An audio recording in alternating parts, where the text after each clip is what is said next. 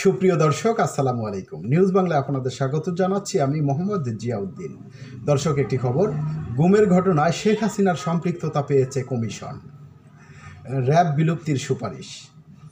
দর্শক, বিগত ফ্যাসিস্ট সরকার শেখ হাসিনার আমলে র্যাব যেভাবে নির্বিচারে গুম করেছে, মানুষকে বিনা বিচারে হত্যা করেছে, তারপরে মার্কিন যুক্তরাষ্ট্র নিষেধাজ্ঞা আরোপ করেছিল র্যাবের উপরে। তো সেই হিসেবে র্যাব বিলুপ্তির জন্য বর্তমান অন্তর্বর্তীকালীন সরকার চাচ্ছে যে র্যাব বিলুপ্ত করা হোক, যেহেতু তারা বিগত দিনে নির্বিচারে হত্যা করেছে, গুম করেছে।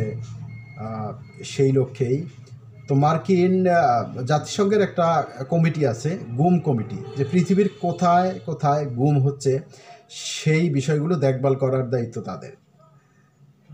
তো খবরে আরও বলা হয়েছে যে আইনশৃঙ্খলা বাহিনীর গোপন বন্দিশালা বা আয়না ঘরে মানুষকে আটকে রাখা ও গুমের ঘটনায় সাবেক প্রধানমন্ত্রী শেখ হাসিনার সম্পৃক্ততা পেয়েছে গুম সংক্রান্ত কমিশন। এছাড়া শেখ হাসিনা প্রশাসনের বেশ কয়েকজন ঊর্ধ্বতন কর্মকর্তারও সম্পৃক্ততা পাওয়া গেছে। শনিবার প্রধান উপদেষ্টা ডক্টর মোহাম্মদ ইউনূসের প্রেস উইং থেকে এ তথ্য জানানো হয়েছে। বিকাল 5টায় রাষ্ট্রীয় অতিথি ভবন যমুনায় প্রধান উপদেষ্টার কাছে গুম সংক্রান্ত কমিশনের সদস্যরা অন্তর্বর্তী প্রতিবেদন জমা দেন। এরপর প্রেস উইং এর পক্ষ থেকে কমিশনের কার্যক্রম ও প্রতিবেদনের বিষয় গণমাধ্যমকে জানানো হয়। প্রতিবেদনে গুমের ঘটনায় জড়িত ব্যক্তিদের বিচারিক প্রক্রিয়া শুরু সহ র্যাব বিলুপ্তির সুপারিশ করেছে কমিশন।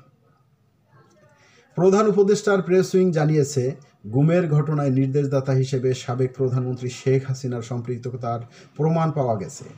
এছাড়া হাসিনা প্রশাসনের বেশ কয়েকজন আছেন। শেখ হাসিনার প্রতিরক্ষা বিষয়ক উপদেষ্টা Tariq Ahmed Siddiqui.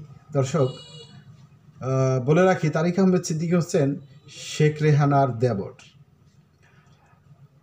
National telecommunication monitoring সেন্টারের পরিচালক major general Ziaul Ahsan, police কর্মকর্তা মোহাম্মদ মনিরুল ইসলাম ও হারুনুর রশিদ, ডিবি হারুন, বাতের হোটেলের হারুন নামে বেশি পরিচিত। দর্শক, অবসরপ্রাপ্ত বিচারপতি ও কমিশন প্রধান মইনুল ইসলাম জানান, গুমের সাথে জড়িত কর্মকর্তারা কাজটি এমনভাবে করেছেন যাতে এগুলো শনাক্ত করা কঠিন হয়ে যায়। কাজগুলো তারা এমনভাবে করেছেন যাতে এগুলো ধরাছোঁয়ার বাইরে থাকে, যাতে কোনো প্রমাণ না থাকে।